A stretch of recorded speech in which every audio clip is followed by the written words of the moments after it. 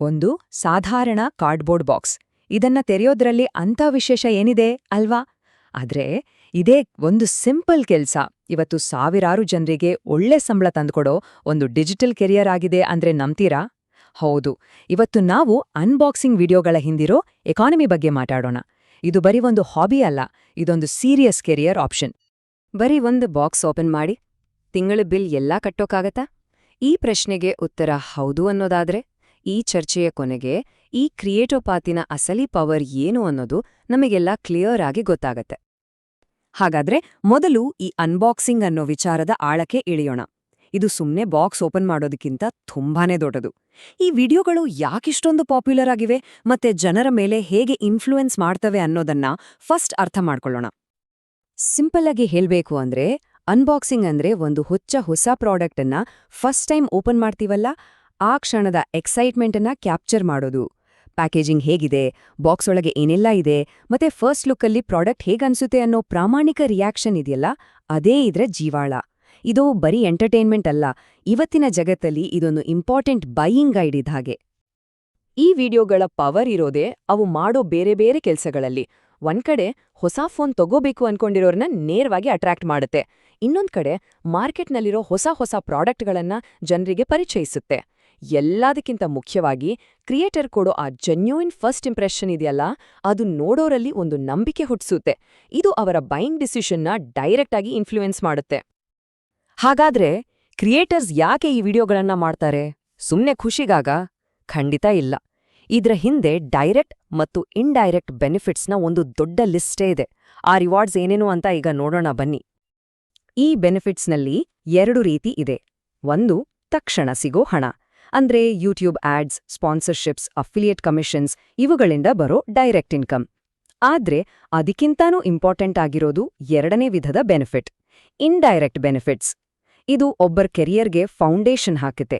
ಸ್ವಂತ personal brand build ಮಾಡೋದು, video making ಅಂತಹ ಸ್ಕಿಲ್ಸ್ ಕಲಿಯೋದು, ಮತ್ತು ತಮ್ಮನ್ನು ನಂಬೋ ಒಂದು ಆಡಿಯನ್ಸ್ ಗಳಿಸೋದು. ಇವೆಲ್ಲ ಹಣಕ್ಕಿಂತ ದೊಡ್ಡ ಲಾಂಗ್ ಟರ್ಮ್ ಅಸೆಟ್ಸ್. ಸರಿ, ಇದರ ಹಿಂದಿನ ಯಾಕೆ ಅನ್ನೋದು ಈಗ ಕ್ಲಿಯರ್ ಆಯ್ತು. ಈಗ ಮೋಸ್ಟ್ ಇಂಪಾರ್ಟೆಂಟ್ ಪ್ರಶ್ನೆ, ಹೇಗೆ? ಸಕ್ಸಸ್ ಆಗೋಕೆ ಬೇಕಾಗಿರೋ ಕ್ಲಿಯರ್ ಬ್ಲೂ ಪ್ರಿಂಟ್, ಅಂದ್ರೆ ಆ ಗ್ರೋತ್ ಪ್ಲೇಬುಕ್ ಅನ್ನ ಈಗ ನೋಡೋಣ. ಈ ಜರ್ನಿ ಶುರು ಮಾಡೋಕೆ ಸಾವಿರಾರು ರೂಪಾಯಿ ಖರ್ಚು ಮಾಡಿ ಕ್ಯಾಮ್ರಾ, ಸ್ಟುಡಿಯೋ ಎಲ್ಲ ಬೇಕಿಲ್ಲ ಅನ್ನೋದೇ ಇದ್ರಲ್ಲಿರೋ ಸೂಪರ್ ವಿಷಯ. ಕೈಯಲ್ಲಿರೋ ಒಂದು ಸ್ಮಾರ್ಟ್ಫೋನ್, ಮನೆಯ ಕಿಟಕಿಯಿಲ್ಲ ಬರೋ ಸ್ವಲ್ಪ ಬೆಳಕು, ಮತ್ತೆ ಒಂದು ಸೈಲೆಂಟ್ ಆಗಿರೋ ಜಾಗ, ಇಷ್ಟು ಇದ್ರೆ ಸಾಕು, ಯಾರ್ ಬೇಕಾದ್ರೂ ಈ ಫೀಲ್ಡ್ಗೆ ಈಸಿಯಾಗಿ ಎಂಟ್ರಿ ಕೊಡಬಹುದು. ಸಕ್ಸಸ್ಗೆ ಇಲ್ಲಿದೆ ನೋಡಿ ಒಂದು ಕ್ಲಿಯರ್ ಆದ ಪಂಚಸೂತ್ರ.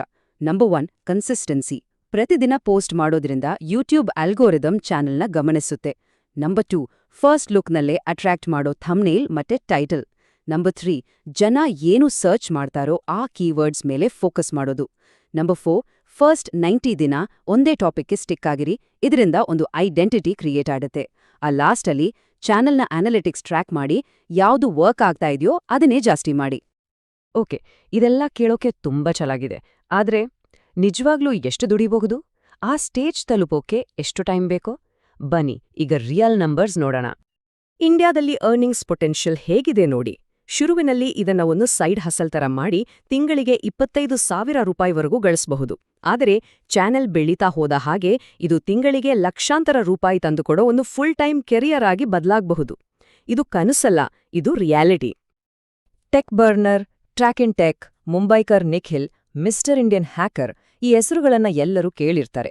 ಇವರೆಲ್ಲ ಈ ಫೀಲ್ಡ್ನ ದೊಡ್ಡ ಹೆಸರುಗಳು. ಆದ್ರೆ ಒಂದು ವಿಷಯ ನೆನಪಿಡಿ, ಇವರೆಲ್ಲರೂ ಕೂಡ ಒಂದಲ್ಲ ಒಂದು ದಿನ ತಮ್ಮ ಜರ್ನಿಯನ್ನ ಮೊದಲ ವಿಡಿಯೋದಿಂದಲೇ ಶುರು ಮಾಡಿದವರು. ಇಲ್ಲೊಂದು ತುಂಬಾನೇ ಮೋಟಿವೇಟಿಂಗ್ ವಿಷಯ ಇದೆ. ಕನ್ಸಿಸ್ಟೆಂಟ್ ಆಗಿ ಎಫರ್ಟ್ ಹಾಕಿದ್ರೆ ಕೇವಲ 30-90 ದಿನಗಳಲ್ಲಿ ಚಾನೆಲ್ ಮಾನಿಟೈಸೇಷನ್ಗೆ ಕ್ವಾಲಿಫೈ ಆಗಬಹುದು. ಅಂದ್ರೆ 3 ತಿಂಗಳ ಕಂಟಿನ್ಯೂಸ್ ಹಾರ್ಡ್ವರ್ಕ್ ಒಬ್ರನ್ನ ಅರ್ನಿಂಗ್ ಟ್ರ್ಯಾಕ್ಗೆ ತಂದು ನಿಲ್ಲಿಸಬಹುದು. ಸರಿ, ಈಗ ನಾವು ಕೊನೆಯ ಆದ್ರೆ ಬಹುಶಃ ಮೋಸ್ಟ್ ಹೆಲ್ಪ್ಫುಲ್ ಆದ ಭಾಗಕ್ಕೆ ಬಂದಿದ್ದೀವಿ. ಈ ಇಡೀ ಪ್ರಾಸೆಸ್ ಇದೆಯಲ್ಲ, ಇದನ್ನ ಸ್ಪೀಡಪ್ ಮಾಡೋಕೆ ಸಹಾಯ ಮಾಡೋ ಒಂದು ಸಪೋರ್ಟ್ ಸಿಸ್ಟಮ್ ಬಗ್ಗೆ ತಿಳ್ಕೊಳ್ಳೋಣ. ನೋಡಿ, ನ್ಯೂಟೆಕ್ ಪೀಣಿಯ ತರಹದ ಸಿಸ್ಟಮ್ಸ್ ಹೊಸ ಕ್ರಿಯೇಟರ್ಸ್ ಎದುರಿಸೋ ದೊಡ್ಡ ಪ್ರಾಬ್ಲಮ್ಸ್ನ ಸಾಲ್ವ್ ಮಾಡ್ತವೆ. ಅನ್ಬಾಕ್ಸಿಂಗ್ ಮಾಡೋಕೆ ಪ್ರಾಡಕ್ಟ್ಸ್ ಎಲ್ಲಿಂದ ತರೋದು ಅನ್ನೋ ಟೆನ್ಷನಾ? ಅವರೇ ಪ್ರಾಡಕ್ಟ್ಸ್ ಕೊಡ್ತಾರೆ. ಮುಂದೆ ಏನ್ ಮಾಡ್ಬೇಕು ಅನ್ನೋ ಕನ್ಫ್ಯೂಷನಾ? ಅದಕ್ಕೆ ಕ್ಲಿಯರ್ ಗೈಡ್ಲೈನ್ಸ್ ಮತ್ತೆ ಟ್ರೈನಿಂಗ್ ಕೊಡ್ತಾರೆ. ಹೀಗೆ ಕಂಟಿನ್ಯೂಯಸ್ ಸಪೋರ್ಟ್ ಕೊಟ್ಟು ಸಕ್ಸಸ್ ಆಗೋ ದಾರಿಯನ್ನ ಈಸಿ ಮಾಡ್ತಾರೆ. ಈ ಒಂದು ಲೈನ್ ಎಲ್ಲವನ್ನೂ ಹೇಳುತ್ತೆ.